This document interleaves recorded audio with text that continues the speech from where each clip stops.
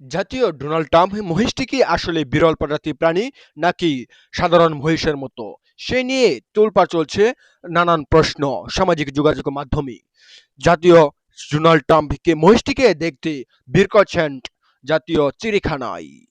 দেশ বিদেশে আলোচিত এলবিনো বৈশিষ্ট্যের মহিষ ডোনাল্ড ট্রাম্পকে দেখতে ঢাকার মিরপুরে জাতীয় চিড়িয়াখানায় বের করছেন দর্শনার্থীরা।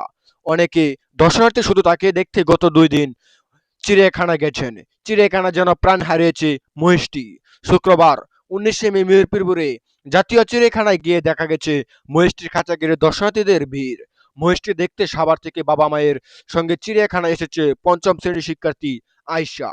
সে জাগো জাগো নিউজকে বলে, চিড়িয়াখানায় আগেও এসেছি, তবে এবার এসেছি মূলত ডোনাল্ড ট্রাম্পকে দেখার জন্য। আসল ডোনাল্ড ট্রাম্পের আকৃতির সঙ্গে এই মহিষের চুল চোখ সহ অনেকটা মিল আছে, কিন্তু আসলে ডোনাল্ড ট্রাম্পের আচরণ আর মহিষের আচরণে কোনো মিল নেই। আয়শা বলে, ওকে দেখতে অনেক মানুষ এসেছে, ওকে যদি ছেড়ে দেওয়া হতো তাহলে ভালো হতো। ডোনাল্ড ট্রাম্পের নামের মহিষটিকে খাওয়াচ্ছে চিড়িয়াখানার এক কর্মী। ছোট্ট শিশুটি ডোনাল্ড ট্রাম্প মহিষটিকে ছেড়ে দেওয়ার কথা বললেও মৎস্য ও প্রাণী সম্পদ প্রতিমন্ত্রী সুলতান সালাউদ্দিন টুকু গবেষণা সংরক্ষণ ও জৈববৈচিত্র্য রক্ষার কথা বলে তাকে চিড়িয়াখানায় আনার কথা বলেছেন। তিনি মহিষটিকে বিরল এলবোনো প্রজাতির বলে উল্লেখ করছেন। গোলাপি রঙের মহিষ ঘিরে কৌতূহল।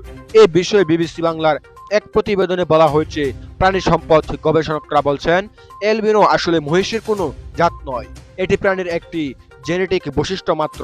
এক্ষেত্রে জিনগত পরিবর্তনের ফলে প্রাণীর দেহে মেলানিনের অভাবে এমনটি হয়।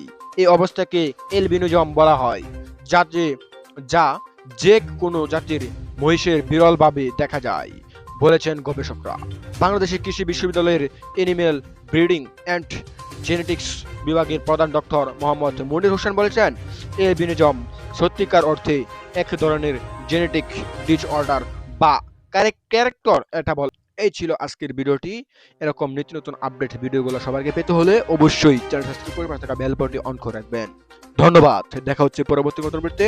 সেই পর্যন্ত ভালো থাকেন, সুস্থ থাকেন, সেই কামনা নিলাম। আসসালামু আলাইকুম ওয়া রাহমাতুল্লাহ।